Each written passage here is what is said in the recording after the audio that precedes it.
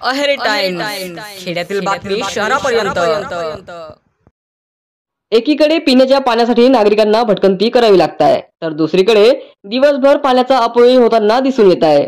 सदरील दृश्य हे गडचिरोली जिल्ह्यातील अहेरी मुख्य चौकातील स्वर्गीय राजे विश्वेश्वरराव महाराज यांच्या पुतळ्यासमोरील मेन रोडवर सदर पाण्याचा लिकेज बघायला मिळाला आहे। मात्र संबंधित विभाग व विभागातील कर्मचाऱ्यांनी याकडे दुर्लक्ष केल्याचे दिसून येत आहे।